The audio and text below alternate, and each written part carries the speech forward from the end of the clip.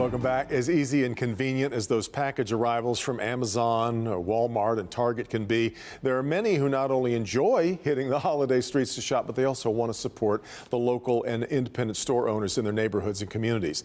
They, too, are finding themselves on the rough and tumble end of the supply chain problems brought about by the pandemic. Jay Davis is a small business reporter for Crain's Detroit Business who is writing extensively about this issue right now and joins me to talk about it. Jay, good to have you on. The calculus would seem obvious here. Small businesses have a smaller margin of error, so any supply or inventory hiccups can mean big trouble, right? Yeah, absolutely. And just doing some interviews for the package that we produced earlier this week, talking with some of the small business owners, they let me know, and I actually learned a lot about supply chain over the last couple of weeks, as you can imagine. But, bigger companies have more substantial relationships with these suppliers where they will make sure to get Walmart a shipment, on time before they get, mom and pop toy shop their shipment. So that's a big issue too.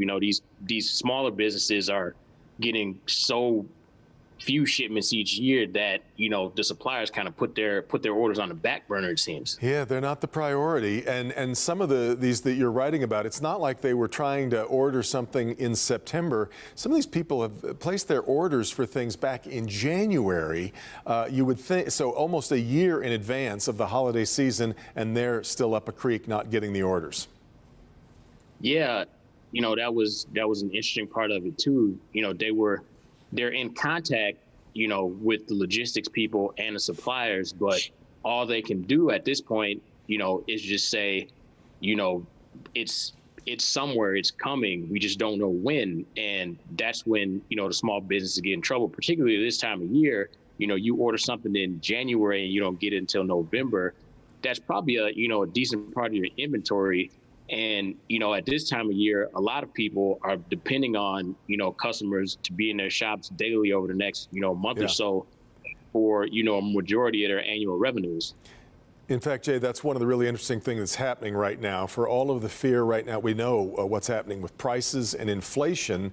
There are still the early returns that we're seeing so far. The early information on this shopping season is extremely robust. And so, of course, and a lot of the small business owners that you talk to seem to be pretty optimistic about the season that they could have if they can answer the demand. Yeah, the issue isn't, they're not worried about hitting projections or, hitting sales projections or anything like that. It's just, can we get this stuff in time, to where we can get it out? One business I talked to has advent calendars for sale, and those have to go out, by the end of this week, before December 1st, obviously, they're December 1st to December 24th.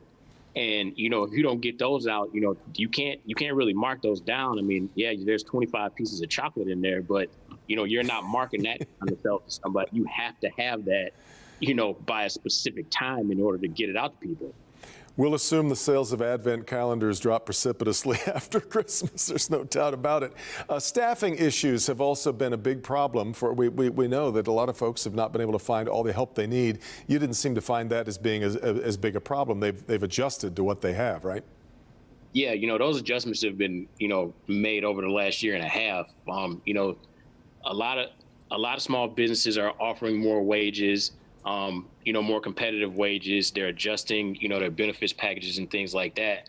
But as far as staffing levels, they've been, like I said, they've been making those changes for a year and a half and adjusting hours, adjusting how they do things with curbside pickup and, online ordering. So staffing at this point is what it's going to be, for the foreseeable future. The other thing, Jay, so they all know that they are under huge pressure right now from the big boxes and from people who just want to have their stuff mailed at home. How much of this is a survival matter for these store owners, given how much of their business they do during the holidays? Well, you think about a toy store, in a downtown. This time of year is where they get the majority of their revenue, people coming in to buy, Christmas presents for their kids, their grandkids. So, yeah, if you can't find that at your local toy store, you're obviously going to go to Meijer or Walmart or Amazon. And that, that presents obviously a huge problem. Existential. Jay, thanks so much for the time. Really good to have you on this morning, and happy holidays. Thanks for being here. Thank you very much. Appreciate your time. You bet.